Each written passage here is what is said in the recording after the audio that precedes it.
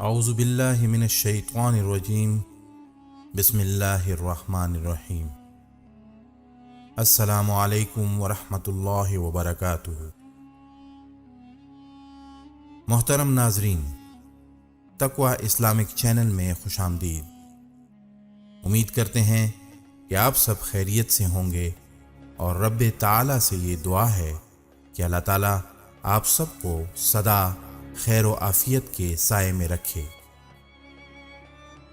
سورۃ الکہف کی آیات 32 تا 44 میں اللہ سبحانہ و تعالیٰ نے ایک باغ والے کا ذکر فرمایا ہے، جسے اللہ تعالیٰ نے 2 بہترین باغات عطا فرمائے تھے، لیکن باغ والا اللہ سبحانہ و تعالیٰ کا شکر ادا کرنے کے بجائے مادہ پرستی کے شرک میں مبتلا ہو گیا۔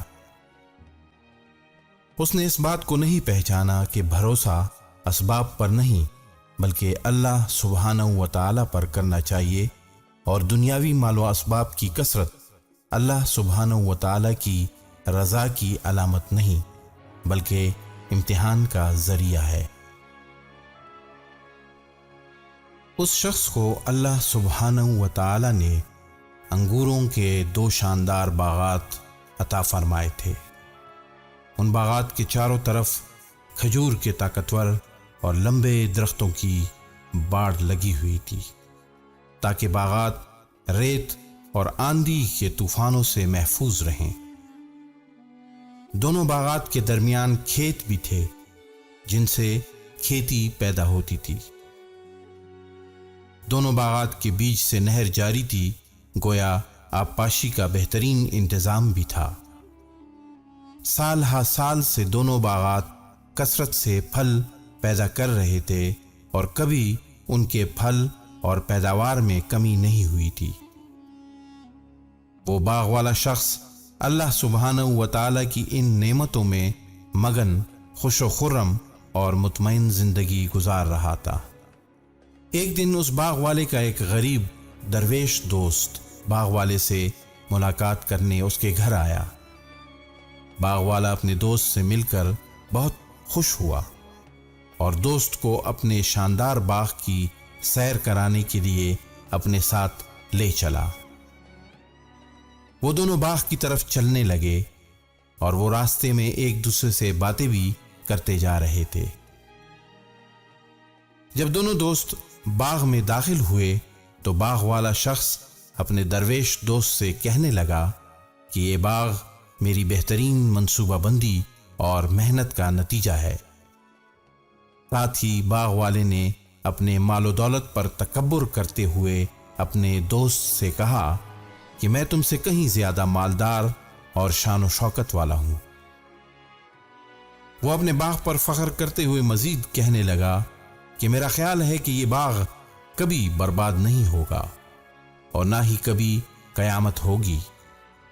بالفرض اگر قیامت قائم ہو بھی گئی اور مجھے اللہ سبحانہ و تعالیٰ کے پاس واپس جانا بھی پڑا تو میرے اندر کوئی تو ایسی خاص بات موجود ہے جس کی وجہ سے اللہ سبحانہ و تعالیٰ نے مجھے اس دنیا میں اتنا کچھ دیا ہے۔ یقیناً میری اسی خاص خوبی کی وجہ سے اللہ سبحانہ و تعالیٰ مجھے آخرت میں اس سے بھی زیادہ دے گا، اور تم یہاں بھی غربت میں مبتلا ہو اور آخرت میں بھی محروم ہی رہو گے۔ جب وہ دونوں باغ میں ٹہل رہے تھے تو باغ والے کو اس کے درویش دوست نے سمجھاتے ہوئے جواب دیا کہ جب تم اپنے باغ میں داخل ہوئے تو تم نے یہ کیوں نہ کہا کہ جو اللہ سبحانہ و تعالیٰ کو منظور ہوتا ہے وہی ہوتا ہے۔ اللہ سبحانہ و تعالیٰ کی توفیق کے بغیر کسی کو کچھ کرنے کی طاقت نہیں ہے۔ تم نے یہ بھی کیوں نہ کہا کہ یہ باغ اور دولت اللہ سبحانہ و تعالیٰ کی عطا ہے، میرا کمال نہیں ہے۔ تم نے تو اللہ سبحانہ و تعالیٰ کے دیے ہوئے اس باغ کو اپنی محنت اور منصوبہ بندی کا نتیجہ قرار دے کر گویا تم نے اللہ سبحانہ و تعالیٰ کے فضل و کرم کا بالکل انکار ہی کر دیا۔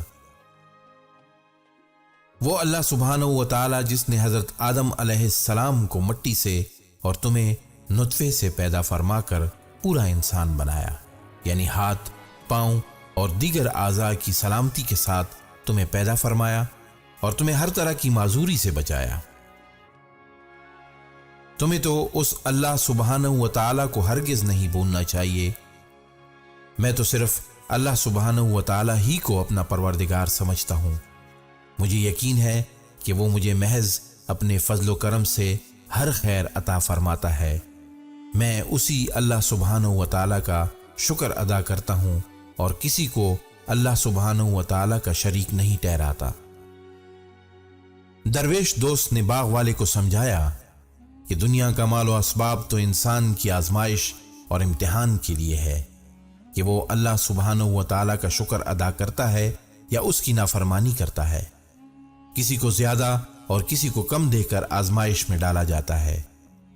درویش دوست نے کہا کہ اگر تمہارا خیال یہ ہے کہ میں مال اور اولاد میں تم سے کم ہوں تو مجھے امید ہے کہ اللہ سبحانہ و تعالیٰ مجھے تم سے بھی زیادہ مال اور اولاد عطا فرما دے۔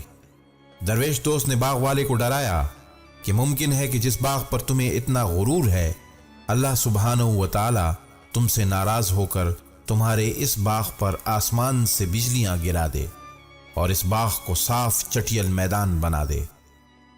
درویش دوست نے مزید سمجھایا کہ ذرا سوچو، اگر اللہ سبحانہ و تعالیٰ اس باغ کے پانی کو خشک کر دے پھر تم کہاں سے پانی تلاش کر کے لا سکو گے اور تمہارا سارا باغ سوکھ کر ختم ہو جائے گا۔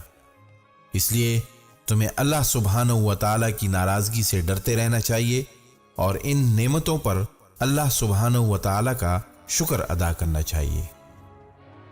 باغ والے پر اس مخلص دوست کی نصیحتوں کا کچھ اثر نہ ہوا، چنانچہ اس کے باغ پر اللہ سبحانہ و تعالیٰ کے حکم سے آسمان سے ایک آگ آئی جس نے سارا باغ جلا ڈالا۔